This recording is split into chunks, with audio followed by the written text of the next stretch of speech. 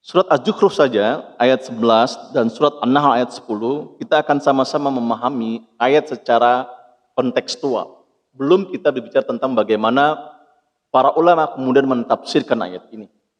Baik itu tafsir bil ma'thur, tafsir yang metodologinya dengan secara rawi, secara riwayat. Sebagaimana kita pahami adalah kitabnya kitab Ibnu Katsir yang dibanyak dengan kitabnya tafsir bil ma'thur. Dalam ayat surah Az-Zukhruf ayat 11, Allah sampaikan kepada kita, A'udzu billahi minasyaitonir rajim, walladzi nazzala minas sama'i ma'an biqadrin fansharna bihi baldatan maitan kadzalika tukhrajun. Kata Allah Subhanahu wa taala dalam ayat ini, walladzi nazzala, dialah yang menurunkan air minas sama, dari langit, ma'an biqaddarin, dengan suatu ukuran. Dengan suatu ukuran. Artinya Allah Subhanahu wa taala tidak semata-merta kemudian menurunkan air, maka kalau menurunkan air begitu saja, yakin niscaya bumi ini akan banjir. Hujan yang dimana kemudian di Jawa Barat, bahkan di Jawa Tengah, DKI, di Jakarta, ada takarannya yang diberikan Allah Subhanahu wa taala. Ada takarannya, dan takaran yang diberikan Allah Subhanahu wa taala tentunya tidak sama dengan takaran manusia.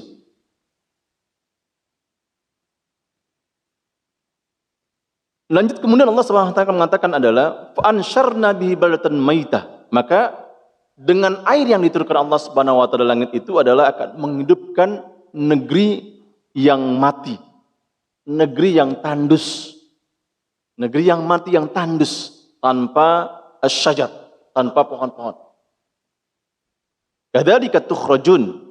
Seperti itulah kamu akan dikeluarkan dari kuburan. Ini diamsalkan, diperumpakan oleh Allah Subhanahu wa taala dalam ayat ini. Kalau kita baca tentang tafsirnya, bagaimana tafsirnya Sa'adi yang lebih dengan kontekstual dengan ayat Allah Subhanahu wa taala. Bahkan dalam surat An-Nahl ayat 10 ini, surat An-Nahl ini banyak kita jumpai terkait dengan adalah lebah. Lebah itu memberikan sebuah benefit for manfaat untuk manusia. Ya, madu. Tetapi dalam ayat itu, dalam surat itu Allah Subhanahu wa taala menjelaskan bagaimana air yang diturunkan Allah Subhanahu wa taala. A'udzu billahi minasyaitonir rajim. Walladzi anzala minas samaa'i ma'a. Dan dialah yang turunkan air dari langit lakum, untuk kalian. Man, siapa lakum itu? Bisa saja lakum itu adalah, ini secara general itu adalah anas, manusia secara general, tidak melihat itu apakah agamanya muslim atau non muslim. Namun kemudian para ulama menyampaikan adalah lakum yang dimaksudkan oleh Allah Subhanahu wa taala itu adalah sejatinya adalah lil mukminin, untuk orang-orang yang beriman kepada Allah Subhanahu wa taala. Untuk apa? Yatafakkarun. Agar orang yang beriman itu untuk bertafakkur, begitu Allah Subhanahu wa taala menurunkan air dari langit. Ya, minhu syarabun, minhu syarab, dan dari air yang diturunkan Allah Subhanahu wa taala sebagiannya adalah untuk minum. Wa minhu syajarun fihi tusimun, dan sebagiannya adalah ini untuk menyuburkan tumbuhan, yang tentunya tumbuhan itu adalah untuk para al-an'am, untuk para ternak-ternak, para petani dan sebagainya. Ini menarik.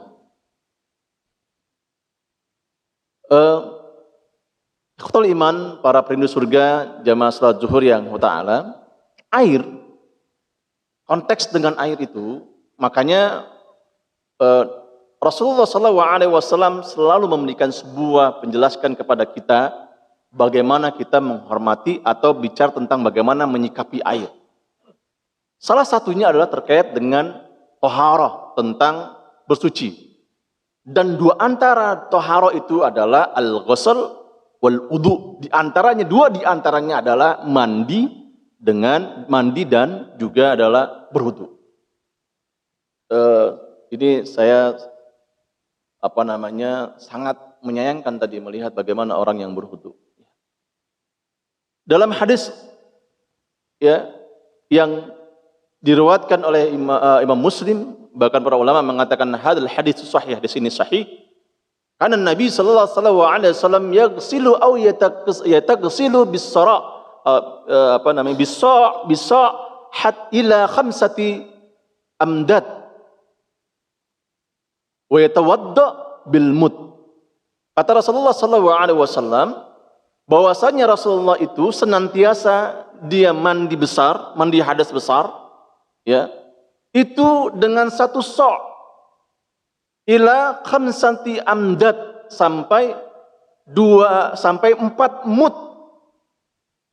Maka bagaimana caranya menghitung kalau satu mud itu para ulama mengatakan ada yang mengatakan 700-an, tapi kalau kita temukan dalam fikihnya Wahab Zuhaili, ini seorang ulama yang cukup luar biasa menelurkan karya-karya beliau literasi masalah ahkam, hukum-hukum Islam, Wahab Zuhaili, ya. Kalau kita temukan dalam kitab-kitab beliau, beliau mengatakan bahwa satu mud itu adalah 675 gram.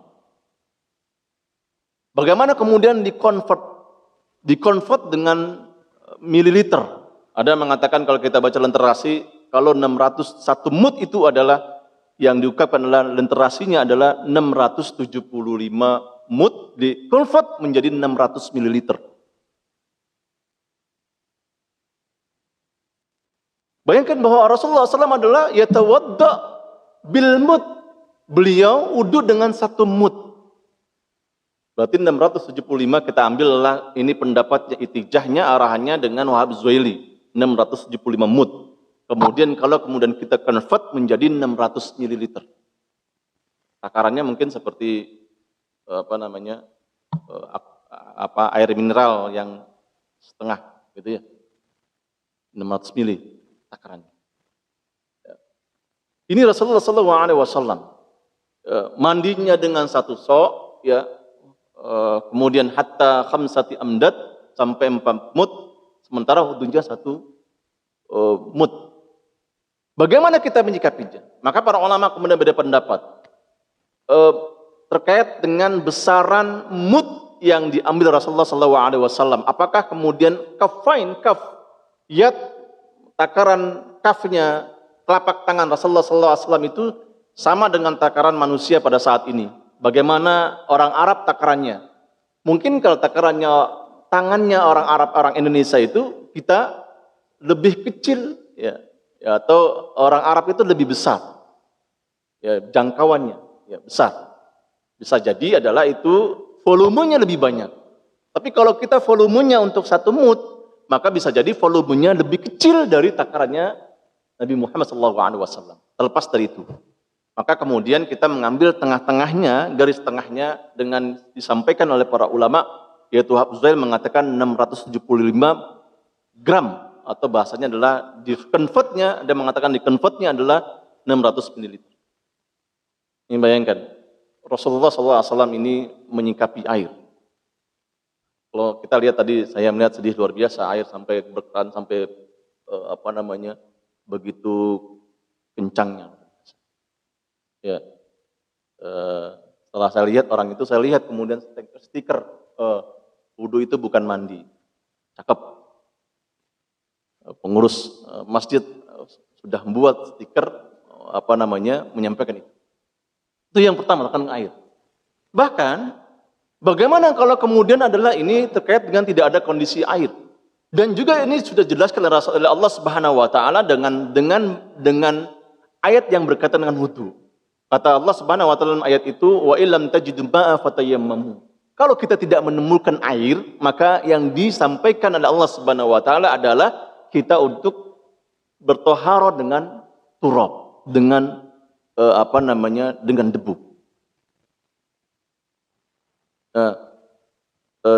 Jamaah salat zuhur, kalau saja kita berbicara ini tentang air, kita lihat bagaimana dahsyatnya saat ini kekeringan di mana-mana, bahkan krisis air bersih dan sebagainya. Bahkan kalau kita lihat orang mengatakan, kan gua bayar, nggak jadi masalah. Saya bayar kok di PAM, saya bayar dengan ini. Tapi tidak bagaimana next. Ada Rasulullah SAW dalam hadis ini, ya, walaupun ini mengatakan hadis ini dhaif, lemah, ketika sampai yaumul qiyamah menemukan maka tanamlah. Artinya untuk menanam itu dengan ibarat kebaikan, tapi pohon itu adalah untuk menyerap atau menahan air untuk benefitnya untuk manusia. Maka itulah ada sahabat Rasulullah SAW kemudian datang kepada Rasulullah SAW. Bagaimana benefitnya? Datang Rasulullah SAW yang bernama Sa'ad. Dia mengatakan, ya Rasulullah, inna matat ummas Sa'ad, fayu afdatus sadaqah. Disampaikan itu. Kata Sa'ad mengatakan, ya Rasulullah, ibuku telah meninggal. Yaitu adalah yang bernama Ummu Sa'ad. Yaitu adalah ibunya Sa'ad. Ibuku telah meninggal. Fayu as-sadaqatil afdal. Beliau bertanya Rasulullah SAW, ya Rasulullah, sedekah apa yang paling afdal? Maka Rasulullah menjawabnya al-ma. Kata Rasulullah SAW menjawabnya adalah yaitu air. Qala fahafartu bi'ran. Qala hadihi li Ummu Sa'ad. Sampai kemudian sahabat itu yang datang ke Rasulullah SAW dan dia bertanya, sedekah apa yang lebih utama? Maka kemudian Rasulullah menjawabnya adalah air. Air itu kan benefitnya banyak. Ya. Maka kemudian sahabat itu kemudian menggali sumur dan mengatakan ini sumur untuk Sa'ad. Artinya adalah air saja dijelaskan oleh Rasulullah SAW adalah sedekah yang paling utama. Bagaimana orang yang kemudian ini tidak hemat dengan air? Lihat bagaimana Utsman bin Affan. Di era Utsman bin Affan, kita tahu mafhum ini sebuah histori, sebuah sejarah yang ketika Utsman bin Affan ini menginvest sahamnya sumur yang dari orang Yahudi, milik orang Yahudi. Dia melihat bagaimana kaum muslimin mengambil air, dia harus bayar dan sebagainya. Diinvestlah kemudian oleh Utsman bin Affan kepada orang Yahudi, karena itu sumur biar itu adalah milik Yahudi. Dia tawar-menawar, kemudian ada MOU, pertanyaan dan sebagainya. Saya mengenal investasi saham mengatakan, bagaimana caranya? Maka mengatakan 2 hari ini milikku. 2 hari ini milikku, kata Utsman bin Affan. Besok 2 hari selanjutnya milik engkau. Milik engkau. Girang tuh, maka girangnya. Bagaimana dapat investasi sahamnya dari Utsman bin Affan dan dia akan mendapatkan uang dari kaum muslimin yang mengambil air dari sumurnya.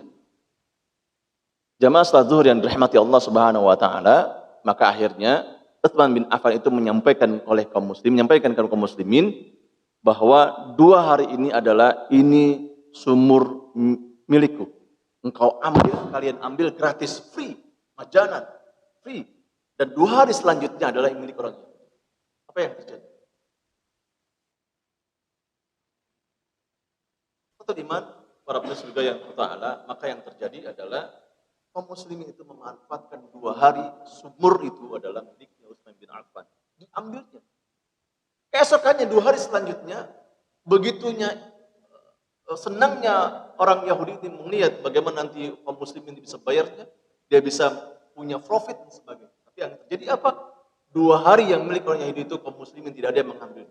Hatta sampai kemudian ada kaum muslimin itu meledeki orang Yahudi sampai kemudian membuang air sedikit, anggapnya ini adalah meledeki orang.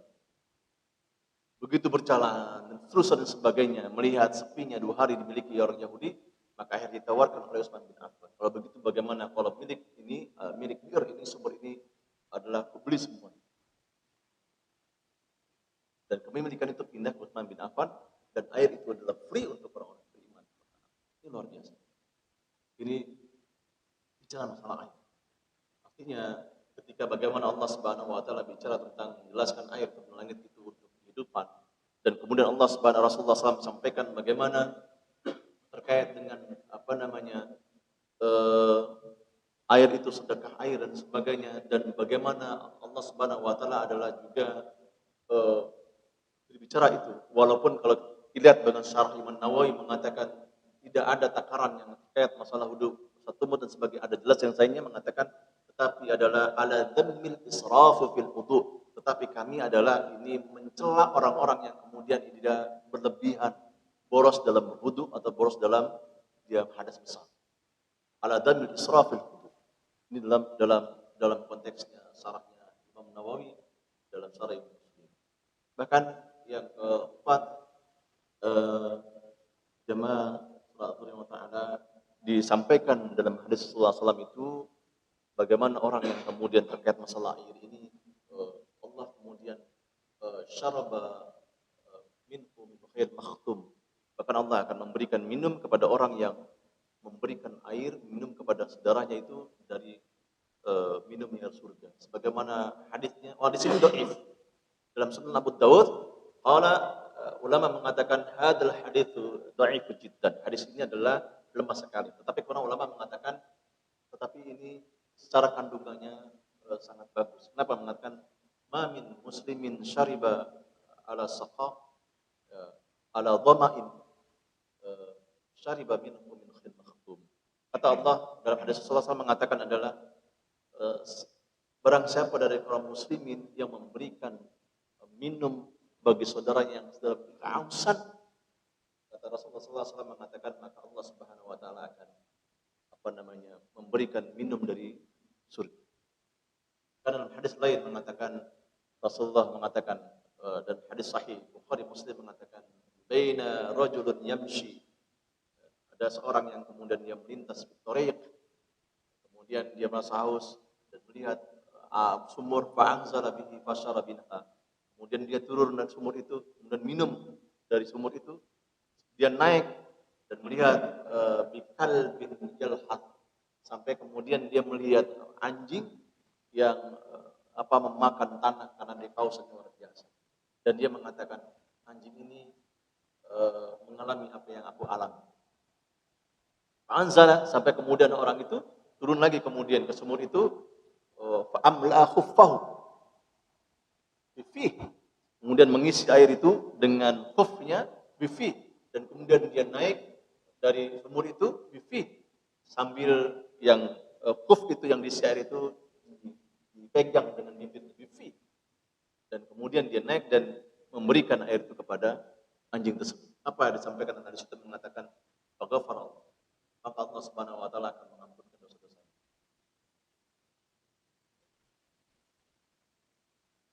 Jemaah salat zuhur yang taala, bagaimana dalam kajian yang pertama adalah ayo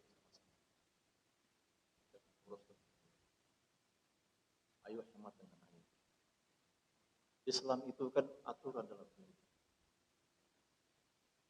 Jangan kemudian kita dalam menerobos dari aturan-aturan Islam. Hemat dengan air. Banyak orang yang kemudian kekurangan air, minumnya kurang, maka dia akan sakit. Ringan di mana-mana dan sebagainya. Ini bukan karena akibat siapa dan sebagainya. Bisa jadi adalah ini akibat kita. Kemudian kita tidak hemat dengan air. Mandinya terlalu boros. Kemudian wudunya terlalu boros. Padahal bagaimana Allah? Jadi mari jangan boros dengan air. Islam mengajarkan kepada kita, bahkan fikihnya bahwa taharah, babnya tentang air sudah dijelaskan oleh Rasulullah SAW dalam kitab-kitab hadis. Yang kedua, bagaimana dalam kajian ini, dalam kultum ini, yang kedua itu mari kita senantiasa juga bergegas, sebagaimana saat yang bertanya kepada Rasulullah SAW, ayu afdal, afdal sedekah apa yang lebih afdal? Maka Rasulullah mari kita berupaya semangat untuk bersedekah agar kita yang teringat alirkan air. Jangan berbicara nanti airnya kan tagihannya akan mahal. Jangan berbicara itu. Allah akan ganti. Yang ketiga, Bapak Ibu semuanya, kita lihat bagaimana Rasulullah SAW juga bicara tentang bagaimana rumah. Ketika kita masak juga Rasulullah memberitakan kepada kita untuk memperbanyak waktu. Lihat, banyak yang terjadi. Kita lihat fenomena saat ini orang mati yang meninggal dunia, tangganya nggak tahu. Di mana sholat tahajud kita? Di mana baca Al-Quran kita? Banyak yang mengalami. Di Depok kita lihat bagaimana di televisi orang meninggal, tetangganya nggak tahu, dan baru ketahui seminggu orang itu telah meninggal dunia. Di mana kepekaan sosial kita? Baru ketahuan. Kenapa kita nggak tanya? Ternyata bisa jadi fenomena itu adalah bisa jadi orang itu dia matinya kehausan atau mati. Rasulullah SAW sudah bicara untuk sedekah air, sedekah makanan sebagainya. Jemaah zuhur, mari sama-sama kita ikuti teladan Rasulullah SAW karena kita cinta Rasulullah SAW. Dan Rasulullah SAW insya Allah kehidupan kita akan berkah dan mudah-mudahan kita adalah komitmen untuk senantiasa hemat untuk para hadirin jamaah yang sholat zuhur, sholat nanti sholat asar, ayo hemat, hemat, hemat kita. Jangan kita mengatakan, toh itu juga urusan pengurus masjid yang akan bayar air. Jangan. Tapi kita lihat bagaimana generasi-generasi setelah dia yang akan bersama. Bagaimana keringan air, krisisnya air. Assalamualaikum warahmatullahi wabarakatuh.